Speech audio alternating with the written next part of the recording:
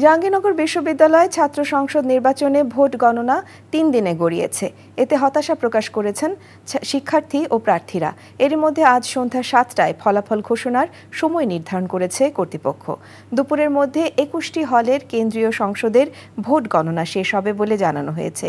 Niamul Aziz সাদেকের report. ভোটের ফলাফলের উত্তাপ ছাপিয়ে জাকসু নির্বাচনে আলোচনায় লম্বা সময় ধরে ভোট গণনা। একজন শিক্ষকের মৃত্যুর পাশাপাশি কর্তৃপক্ষের সিদ্ধান্তহীনতা, মেশিনের পরিবর্তে ম্যানুয়াল পদ্ধতিতে ভোট গণনা তার অন্যতম কারণ। ১১,৮৪৩ ভোটের মধ্যে ৮,০০০ ভোটার ভোট দেন।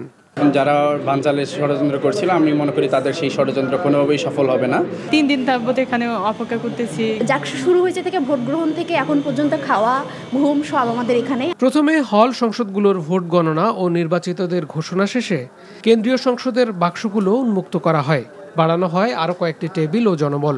বেশ কয়েক ঘন্টা নির্বাচন কমিশনের ঘোষিত ফলাফল দেওয়ার সময়সীমাও পেরিয়ে যায়, কিন্তু ভোট গণনা শেষ হয় না। একটি পদে ৩০ জন প্রার্থী আছে, আর ডিজিটাল না।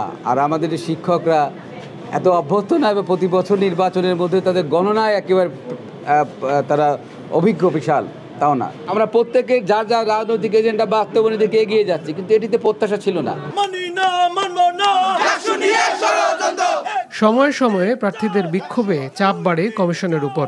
সর্বশেষ তৃতীয় দিন সকালে জাহাঙ্গীরনগর বিশ্ববিদ্যালয়ের উপাচার্য মোহাম্মদ মাহফুজুর রহমান জানান, দুপুরের মধ্যে গণনা শেষ করে সন্ধ্যা ৭টায় কাঙ্ক্ষিত ফল ঘোষণা করা হবে। প্রশাসনের কিছু অভিজ্ঞতার অভাব আছে, সব দিক থেকে সেটা স্বীকার করে বলবো।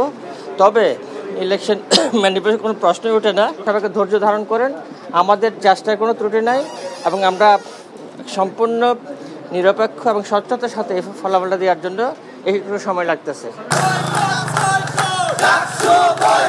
নির্বাচনে ছাত্রদল, ৩টি বাম সংগঠন ও একটি স্বতন্ত্র প্যানেল বৃহস্পতিবার শেষ সময়ে নির্বাচন বর্জন করলেও এখনও শিবির, বাকছাস ও স্বতন্ত্র একটি প্যানেলের প্রার্থীদের মধ্যে তীব্র প্রতিদ্বন্দ্বিতার আভাস পাওয়া গেছে।